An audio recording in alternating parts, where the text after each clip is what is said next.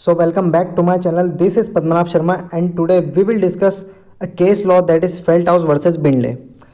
So first of all talking about the facts of this case. इस case के facts जान लेते हैं। इस केस में क्या हुआ था। इस केस में ऐसा हुआ था कि मिस्टर फेल्टहाउस थे। Mister Felthouse offered to purchase Bindley's horse for 35 pounds. मतलब मिस्टर फेल्टहाउस ने ऑफर दी है मिस्टर बिंडले के हॉर्स को परचेस करने की। अब यहाँ पर जो मिस्टर फेल्टहाउस है, फेल्टहाउस ने बिंडले से क्या कहा था, एक लेटर लिखा था। He wrote a letter saying if I hear no more about the horse I shall consider to the horse mine. यानी तुमने मेरे ऑफर एक्सेप्ट कर ली। अगर मैं तुम्हें बोल रहा हूँ कि अगर जो तुम्हारा हॉर्स है ये मैं ख़रीदने के लिए तैयार हूँ, कितने में, 35 पाउंड में, और अगर तुमने मुझे कुछ नहीं रिप्लाई किया, कुछ नहीं कहा, तो मैं ये प्रिज्यूम कर लूँगा वहाँ पर कि ये जो तुम्हारा जो हॉर्स है ये तुमने मुझे ख़रीदने के लिए हाँ कर दी है।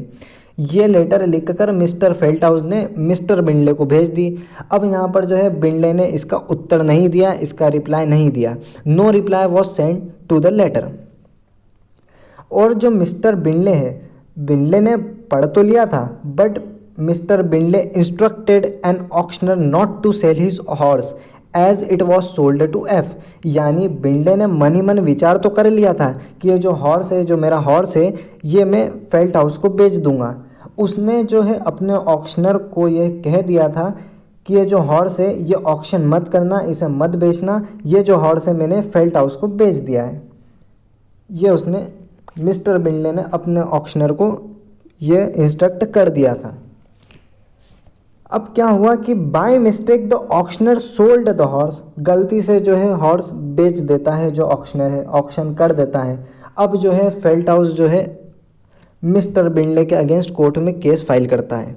क्यों करता है? क्योंकि जो है फेल्टहाउस ने ये लिखा था कि अगर तुम मुझे कुछ रिप्लाई नहीं दोगे तो मैं वहाँ पर मान लूँगा कि आपने जो है एक्सेप्टेंस दे दी है। तो जो है मिस्टर बिंडले ने तो रिप्लाई नहीं दिया था, तो मिस्टर फेल्टहाउस ने तो मान लिया था कि एक्सेप्टेंस दे दी, तो ये जो हॉर्स है ये तुमने दूसरे को बेच दिया, तो ये तो मेरा होना चाहिए। इसलिए जो है मिस्टर फेल्टहाउस ने कोर्ट में केस दायर कर दिया बिंडले के अगेंस्ट। अब यहाँ पर देखते हैं कि पार्टीज़ की कंटेंशन क्या थी। जो फेल्टहाउस है वो क्या बोल रहा था, वो क्या कहना चाह रहा था। फेल्टहाउस कंटेंडेड दैट क्योंकि कॉन्ट्रैक्ट हुआ हमारे बीच में, मतलब मैंने ये लिख दिया था कि अगर तुम्हारा जवाब नहीं आया तो ये जो हॉर्स है ये हॉर्स मेरी प्रॉपर्टी बन जाएगी। Thus B was liable for conversion the same in the name, the conversion of the same in his name. किस बात का कन्वर्जन? अरे कि जिसको तुमने जो बेचा है, ये जो हॉर्स बेचा है, उसके नाम से कन्वर्ट करा के जो मेरे नाम पर लेके आओ इस प्रॉपर्टी को, ये प्रॉपर्टी मेरे नाम पर होनी चाहिए। ये जो है मिस्टर फेल्टहाउस ने बोला। अब जो है कोर्ट का डिसीजन आया। कोर्ट ने क्या कहा कि जो तुमने बोला है कि अगर तुम रिप्लाई नहीं दोगे इस लेटर का तो मैं एक्सेप्टेंस मान लूँगा, तो यहाँ पर ये चीज़ अलाउ नहीं है। Mere silence can not be regarded as acceptance of the offer.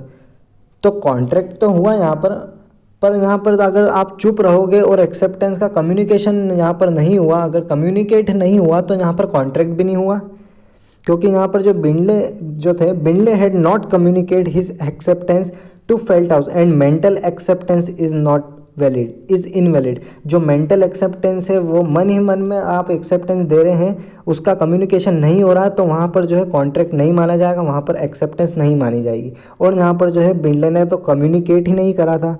मन ही मन हाँ उसने मान तो लिया था कि जो है मैं दे दूंगा, बट उसने कम्युनिकेट नहीं करा था, इसलिए वहाँ पर कॉन्ट्रैक्ट ही नहीं हुआ। और आप hence the Feldhaus was not liable for conversion।